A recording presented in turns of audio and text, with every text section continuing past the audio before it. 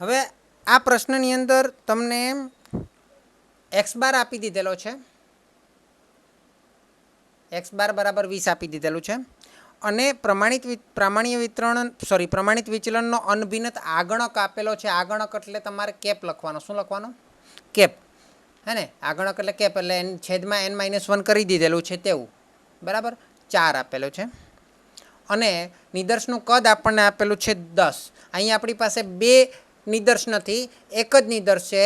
તેને આપણે સમષ્ટિના મધ્યક સાથે એટલે કે પ્રામાણ્ય વિતરણ એટલે કે સમષ્ટિ, એ પ્રામાણ્ય વિતરણની સમષ્ટિ જે છે તેના મધ્યક એટલે કે મ્યુ બરાબર 25 છે તે પરિકલ્પના આપણે કરવાની છે અને તે પરિકલ્પનાને પરીક્ષણ કરવાનું છે. એટલે પરિકલ્પના આપણી પાસે બે હોવી જોઈએ. તો બે પરિકલ્પના કઈ રહેશે આપણી? પરિકલ્પના એની અંદર પહેલી પરિકલ્પના નિરાકરણીય પરિકલ્પના. તો નિરાકરણીય પરિકલ્પના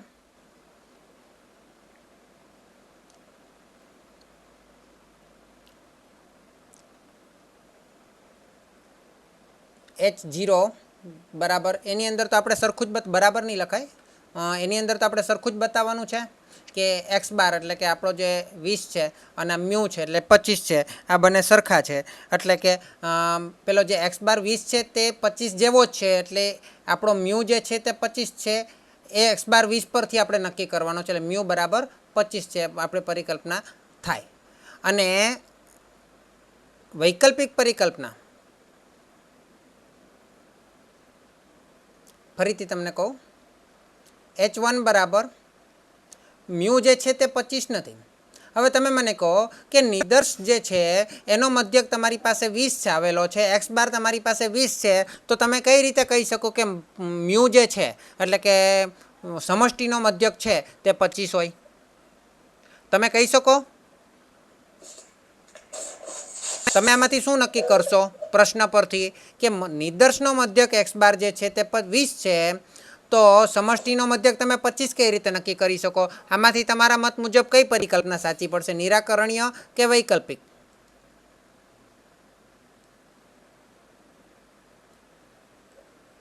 બોલો, તમારા મત મુજબ કઈ પરિકલ્પના સાચી પડશે?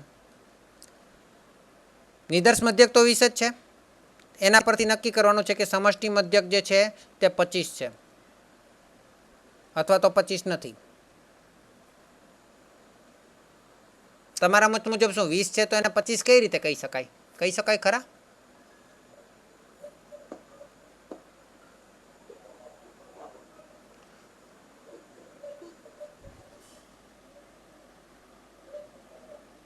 બોલો બોલો. ચલો હું તમને વિચારવા માટે આપું કે આપણી પાસે 20 ભલે મધ્યક છે ને સમષ્ટિ મધ્યક 25 છે એવું સાબિત કરવું છે તો આપણે કહી શકાય, કારણ કે અમુક વસ્તુને આપણે ઇગ્નોર કરી શકીએ, પણ કેટલા ટકા તફાવતને આપણે ઇગ્નોર કરી શકીએ એના માટે આપણે તફાવત શોધવો પડશે, હે ને? એટલા માટે અહીં બીજો નંબરનો ભાગ આપણે તફાવત શોધીએ છીએ અને એ તફાવતનો પ્રમાણિત દોષ એની અંદર કેટલો દોષ હશે તો ચાલી જાય, એ પ્રમાણિત દોષ સાથે આપણે ગુણાકાર કરીએ એટલે આપણને ટીનો આગણક મળશે. એટલે અને જો એ આંકડો ખૂબ નાનો આવતો હોય એટલે અવગણી શકાય, ઇગ્નોર કરી શકાય તેવો આવતો હોય તો આપણે પરિકલ્પના પેલી નિરાકરણીય પરિકલ્પનાને સ્વીકારી શકીએ કે કંઈ વાંધો નહીં, 20 છે તો કંઈ વાંધો, સમષ્ટિનો મધ્યક 25 છે એમ કહી શકાય, હા વાંધો નહીં કહી શકાય. પરંતુ એ આંકડો જે તફાવતનો પ્રમાણિત દોષ સાથેનો જે ગુણોત્તરનો જે આંકડો છે એટલે કે ટી આગણક જે છે તે બહુ મોટો આવતો હોય, ટી ટેબલ વેલ્યુ કરતાં પણ મોટો આવતો હોય તો આપણે કહી શકાય કે ના ભાઈ, મ્યુ જે છે સમષ્ટિ મધ્યક જે છે 25 છે એવું કહી શકાય નહીં, કારણ કે પેલો મધ્યક તો 20 છે, આ તો 25 છે, એ બે વચ્ચે ખૂબ તફાવત છે. પણ એના માટે આ બધી ગણતરી કરવી પડે, એના માટે એ લોકોએ ટેબલ વેલ્યુ શોધી કાઢેલી છે ઓલરેડી કે ભાઈ આટલા આંકડા હોય ત્યાં સુધી ઇગ્નોર કરી શકાય. જો નિદર્શનું કદ નાનું હોય, નિદર્શના કદ પ્રમાણે નિદર્શ n બરાબર 10 છે તો નિદર્શનું કદ 10 પ્રમાણે એ આંકડો બધા નક્કી કરેલા છે, હે ને? એના જે ડિગ્રી ઓફ ફ્રીડમ પ્રમાણે તે આંકડાઓ નક્કી કરેલા છે. આંકડાઓ નક્કી કરેલા કરતાં ઓછો આવતો હોય તો આપણે એ અંતરને સ્વીકારી શકાય કે કંઈ વાંધો નહીં, આટલું ઇગ્નોર કરી શકાય. તો આપણે પહેલું શું કરવું પડશે ગણતરીમાં? કેલ્ક્યુલેટેડ વેલ્યુ શોધવામાં મધ્યક શોધવા, પણ મધ્યક તો આપણી પાસે આપી દીધેલા છે, બરાબર છે? તો મધ્યકની અંદર એક નિદર્શ મધ્યક એક્સ બાર આપી દીધેલો છે 20 અને સમષ્ટિ મધ્યક આપણી પાસે છે મ્યુ બરાબર 25.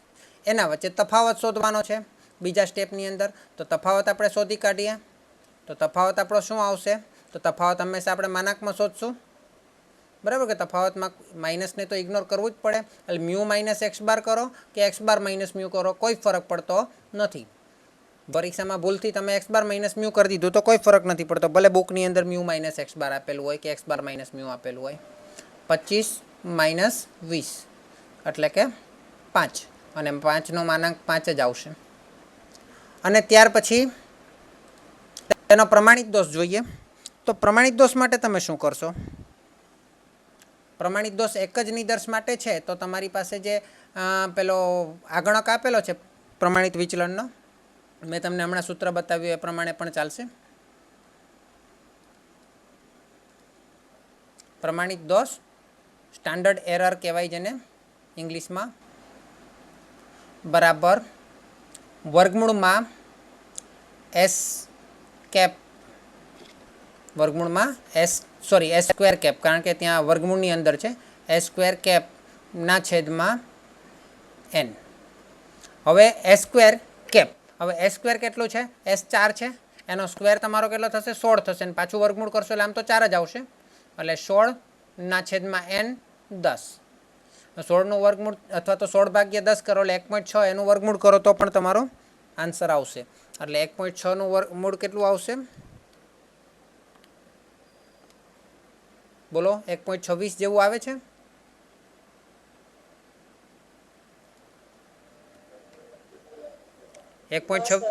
ઓકે, ચલો હવે તમારે ચોથું સ્ટેપ, ટી આગણક નક્કી કરવાનું. ટી આગણક એટલે બીજું સ્ટેપ ભાગ્યા ત્રીજું સ્ટેપ, એટલે તફાવતના છેદમાં પ્રમાણિત દોષ. તો T calculated is equal to તફાવત એટલે કે ડિફરન્સના છેદમાં સ્ટાન્ડર્ડ એરર, તફાવતના છેદમાં પ્રમાણિત દોષ એવું પણ લખી શકો. તો 5ના છેદમાં 1.26. તો 5ના છેદમાં 1.26 કેટલા થાય છે મને કહો?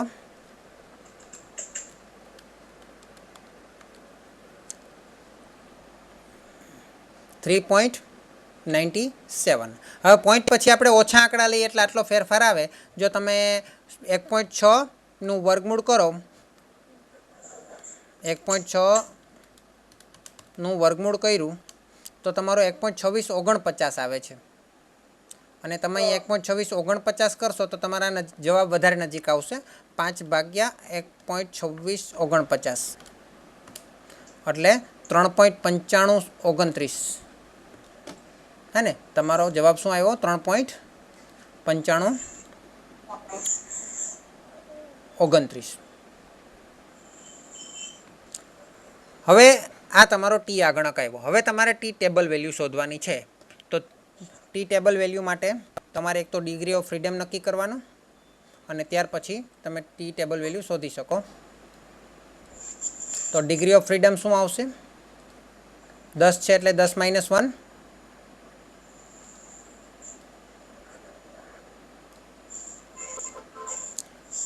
સ્વતંત્રતાની માત્રા, ડિગ્રી ઓફ ફ્રીડમ બરાબર n-1 બરાબર 10 - 1 બરાબર 9 થશે. જુઓ જોઈએ, ટેબલ છે તમારી પાસે હાલમાં, ટી વાળું ટેબલ.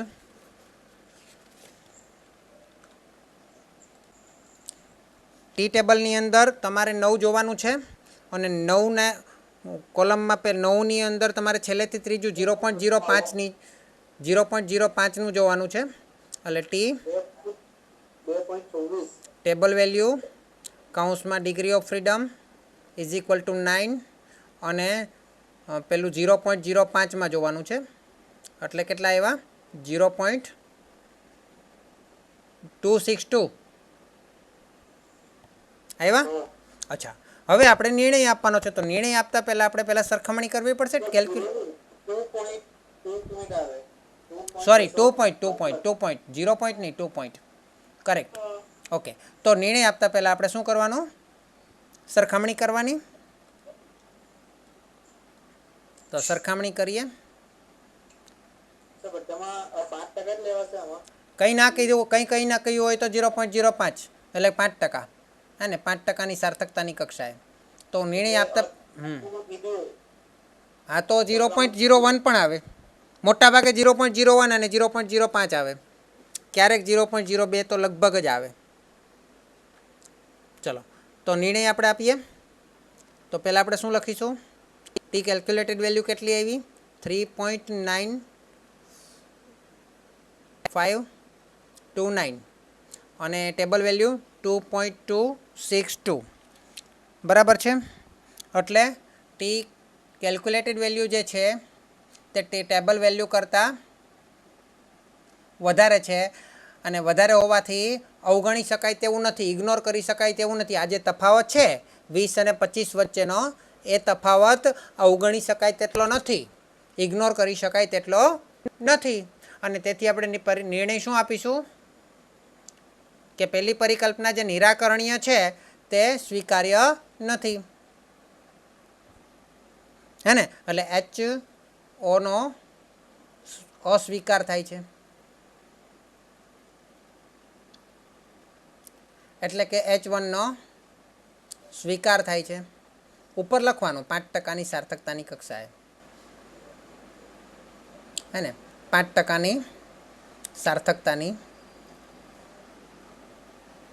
કક્ષાએ. હવે 1% સાર્થકતાની કક્ષા જુઓ જોઈએ તમે કેટલા આવે છે. 1% સાર્થકતાની કક્ષાએ 3.250 આવે છે ને? હા, તો એ રીતે પણ જોવા જઈએ, 3.250ની રીતે જોવા જઈએ તો પણ આ આંકડો મોટો છે. 3.95 છે ને પેલું 3.25 છે. હે ને? તો 1%ની સાર્થકતાની કક્ષાએ કે તો પણ આ આંકડો ખૂબ જ મોટો છે. એટલે કે આ તફાવતનું પ્રમાણ જે છે તે વધારે પડતું છે. એટલે આપણે કહી ના શકાય કે સમષ્ટિનો મધ્યક જે છે તે 25, નિદર્શનો ભલે 20 હોય તો એના નિદર્શના 20 પરથી આપણે સમષ્ટિનો 25 છે એવું કહી શકાય નહીં. આંકડો અવગણી શકાય તેવો નથી. આ જે તફાવત છે તે અવગણી શકાય તેવો નથી. એટલે તફાવત કેવો છે?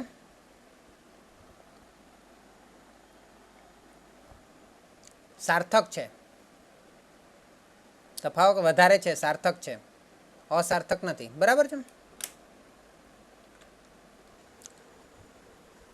આપણે પરિકલ્પના નક્કી કરી, x બાર બરાબર 20 નક્કી કર્યું, x બાર બરાબર 20 આપેલું હતું. એના પરથી આપણે સમષ્ટિ મધ્યક એટલે કે મ્યુ બરાબર 25 નથી એવું આપણે સાબિત પણ કર્યું.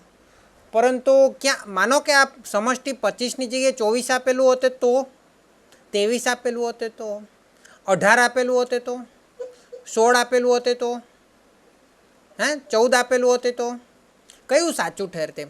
એના માટે મધ્યક જે છે ને 20, હે ને, એ મધ્યકની ડાબી અને જમણી એટલે કે ઉપર અને નીચે કેટલા ફેરફાર કરીએ. મધ્યક 20 છે એની જગ્યાએ 19 હોતે તો આપણે સાચું માનતે, 21 હોતે તો સાચું માનતે. તો કેટલા ટકા સુધી આપણે સાચું માની શકીએ? મધ્યકની ડાબી અને જમણી બાજુ કેટલો વિશ્વાસ મૂકી શકીએ?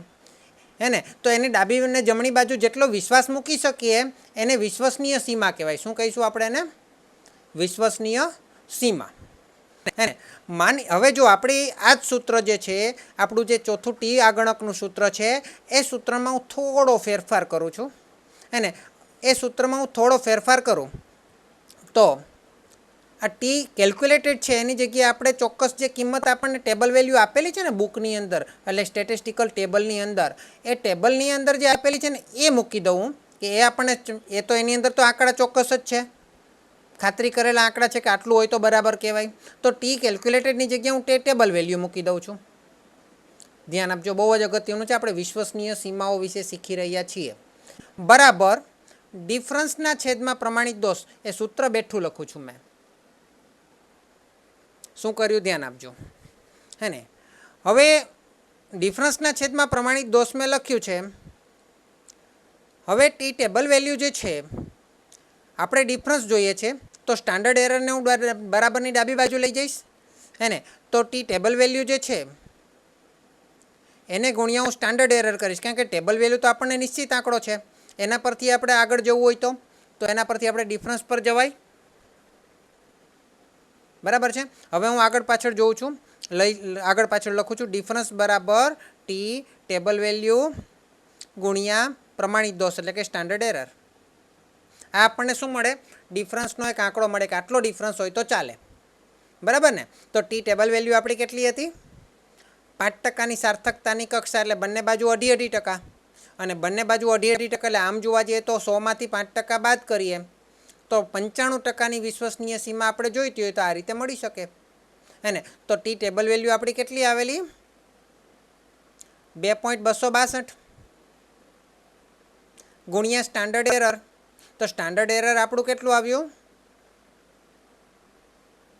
સ્ટાન્ડર્ડ એરર આપણું કેટલું આવ્યું? 1.2649.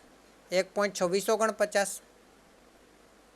તો આના પરથી આપણને એટલો ખબર પડે કે ડિફરન્સ કેટલો હોવો જોઈએ.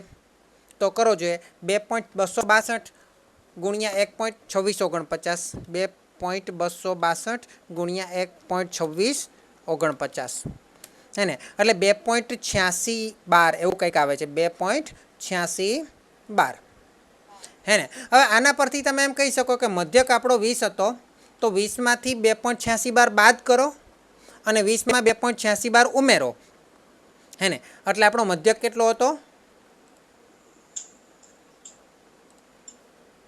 મધ્યક આપણો 20 હતો, તો 20માંથી 2.8612 બાદ કરો અને 20માં 2.8612 ઉમેરો.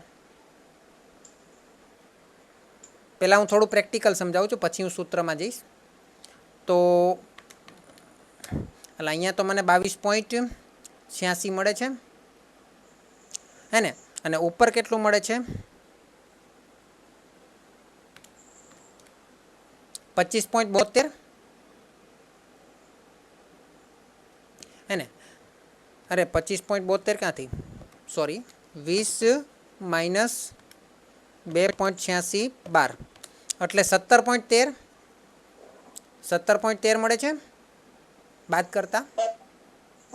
ઓકે, તો 17.13 એટલે આપણને જો એમ કીધું હોત સમષ્ટિ મધ્યક 17.13, 13ની જગ્યાએ 14 લખીએ, 1388 છે એટલે 17.14 કે 22.86ની વચ્ચે કદાચ આપ્યો હોતે તો આપણી પરિકલ્પના 5%ની સાર્થકતાની કક્ષાએ સ્વીકાર્ય થઈ જતે.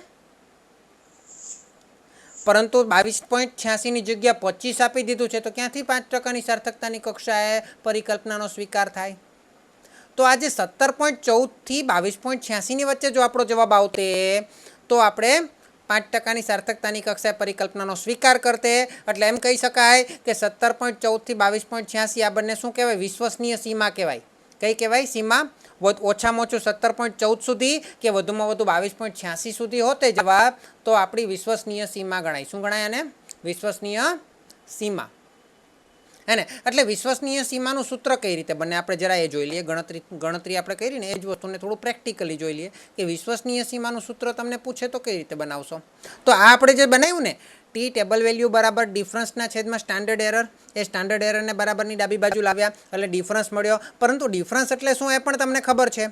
ડિફરન્સ એટલે માનાંકની અંદર, ડિફરન્સ એટલે માનાંકની અંદર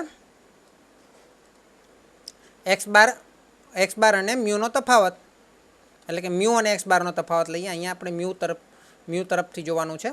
મ્યુ કેટલો હોવો જોઈએ તે નક્કી કરવાનું છે. એટલે મ્યુ માઇનસ એક્સ બાર બરાબર ટી ટેબલ વેલ્યુ ગુણ્યા સ્ટાન્ડર્ડ એરર. હવે જરા જોઈએ, માનાંકમાંથી કોઈ પણ કિંમત તમે બહાર કાઢો એટલે પ્લસ અથવા માઇનસ મળે. એ તમે જાણતા હશો કે જો +2નો માનાંક પણ 2 થાય અને -2નો માનાંક પણ 2 થાય. એનો અર્થ એમ થયો કે માનાંકની અંદરથી તમે કિંમત બહાર કાઢો ત્યારે પ્લસ અથવા માઇનસ મળે. પ્લસ માનાંક બરાબર 2, માઇનસ માનાંક બરાબર 2, હે ને? પરંતુ આની અંદર પ્લસ, હવે આનો જવાબ તો બંને સેમ છે, પરંતુ આની અંદરનો જે આંકડો પ્લસ પણ હોઈ શકે અને માઇનસ પણ હોઈ શકે. એટલે mu minus x bar plus પણ હોઈ શકે અને mu minus x bar minus પણ હોઈ શકે.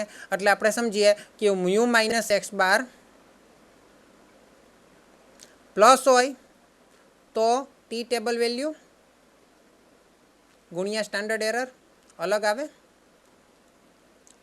અને એ જ રીતે mu minus x bar minus હોતે તો હવે તો માનાંક નીકળી ગયો ને, કાઉન્સમાં લખવાનો. म्यू माइनस एक्स बार ની કિંમત માઇનસ હોતે તો ટી ટેબલ વેલ્યુ ગુણ્યા સ્ટાન્ડર્ડ એરર પ્રમાણે અલગ થાય હે ને. હવે હું પ્લસ ને માઇનસને બરાબરની જમણી બાજુ લઈ આવું તો મ્યુ માઇનસ એક્સ બાર બરાબર પ્લસ ટી ટેબલ વેલ્યુ ગુણ્યા સ્ટાન્ડર્ડ એરર અને મ્યુ માઇનસ એક્સ બાર નિશાની ડાબી બાજુથી જમણી બાજુ લઈ આવ્યા માઇનસમાં ટી ટેબલ વેલ્યુ ગુણ્યા સ્ટાન્ડર્ડ એરર. હજુ આપણે જોઈએ હવે એક્સ બારને બરાબરની જમણી બાજુ લાવીએ તો શું થાય? એક્સ બાર તો માઇનસ છે ને તો પ્લસ થઈ જાય કે નહીં? તો x bar plus plus t table value ગુણ્યા સ્ટાન્ડર્ડ એરર અને અહીંયા પણ એક્સ બાર માઇનસ છે એટલે એ પણ પ્લસ થશે તો x bar plus minus table value ગુણ્યા સ્ટાન્ડર્ડ એરર. તો અહીંયા મ્યુની કિંમત નક્કી કરવા માટે એક્સ બારમાંથી ટેબલ વેલ્યુ ગુણ્યા સ્ટાન્ડર્ડ એરર બાદ કરો અથવા x bar plus table value ગુણ્યા સ્ટાન્ડર્ડ એરર ઉમેરો તો આપણને બે સીમા મળે. માઇનસ કરો તો નીચલી સીમા મળે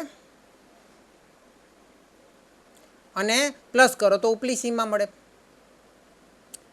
જે આપણે ગણતરી કરીને હમણાં શોધી કાઢી આ આપણને મળ્યું 17.14 અને આ આપણને મળ્યું 22.86 હે ને. એટલે 17.14 ખરેખર આપણે માઇનસવાળું પહેલાં લખવાનું પછી પ્લસવાળું લખવાનું, નાનો આંકડો પહેલાં લખવાનો પછી પ્લસવાળો લખવાનો એટલે કહી શકાય કે 17.14 થી 22.86ની વચ્ચે જો સમષ્ટિનો એટલે કે સમષ્ટિનો મધ્યક હોવો જોઈએ.